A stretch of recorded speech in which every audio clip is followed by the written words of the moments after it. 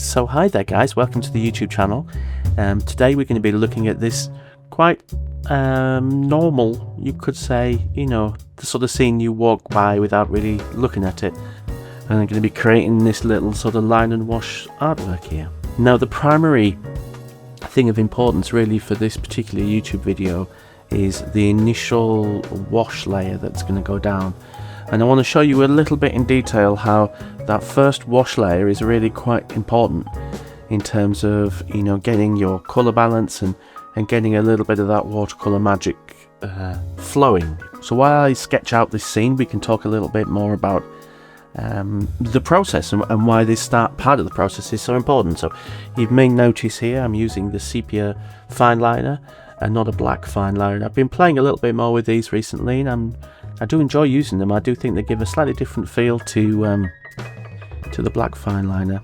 Now I'm sketching this in very much kind of freehand. I'm looking and drawing and not being too fussy really about replicating completely what's there in the reference drawing, because it's not really about accuracy, it's just about the process and sort of having fun with it really. So the reason why this particular YouTube video is going to feature more on this initial wash phase is because I think it is, in some ways, with line and wash artwork, it can be the most important. So we're making our way through the line work here, and I'm not necessarily going to talk too much about that today, but I just wanted to say if you want the full tutorial on this piece, you check out my Patreon.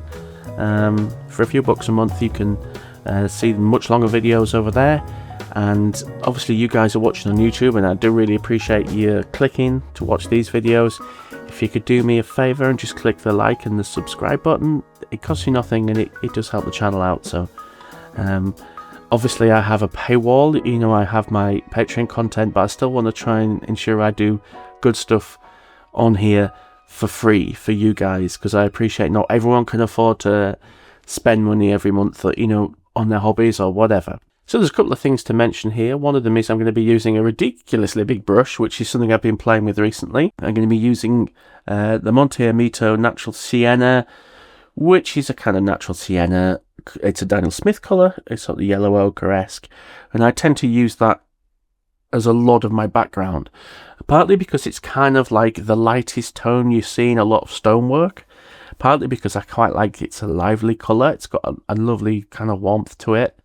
So as you can see with this brush, you've got big marks, your big marks to make. You can't be too subtle with it, and I kind of quite like that. I'm trying to force it into the tiny half pan there to get some different colours going. So this is a bit of Van Dyke brown here.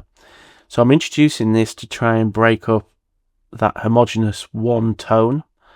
So I'm looking at the reference drawing now, I'm looking at where we have a little bit of shadow, I'm looking at where we have a bit of darker colours. And this is the first stage in breaking up that single colour block and developing it. So I'm looking at the reference drawing, I'm squinting my eyes, and I'm thinking, where are the darker bits? And actually a lot of this is sort of like instinctive, if you know what I mean. I'm not being too prescriptive. So if you look at the reference drawing here, can you see some pink in the back there? Probably there's a darker tone of brick, but there probably isn't pink necessarily. So I'm adding things where I really want to add them. I'm putting in, some of this is replicating what's in the reference picture, but some of it really isn't. The one thing I want to try and get is some separation between some of the elements. So towards the back of the alley, I want it to be a little bit darker, but I still want it to be colourful. I want to have contrast where you have changes in brickwork or changes in sort of rendering on the buildings. But again, I might not do it in this stage. I might not add in that contrast at this stage. I might do that with the next layer.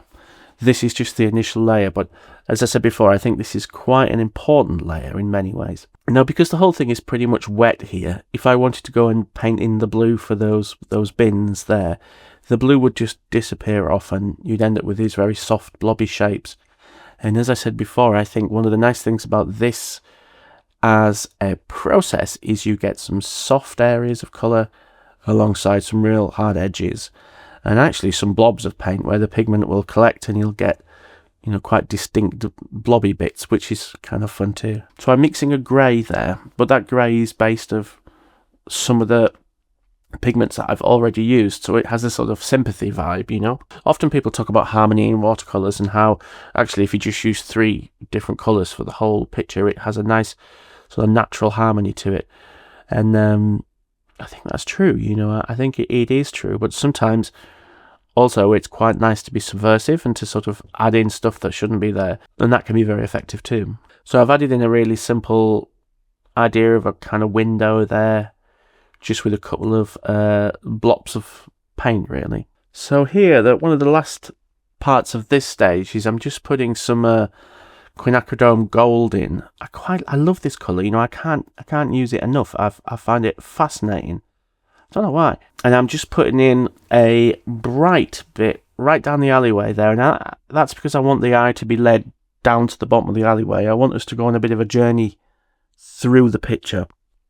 So I'm adding in that little splash of quinacridone gold right down there. So for the next phase of this drawing, it's back to the line work. It's often interesting when you go completely line work and then paint it, how often you ultimately end up going back and doing a little bit of line work at the end anyway, just to get the balance between the ratio, the weight, if you will, of the lines and the kind of ratio and weight of the paint, if that makes sense.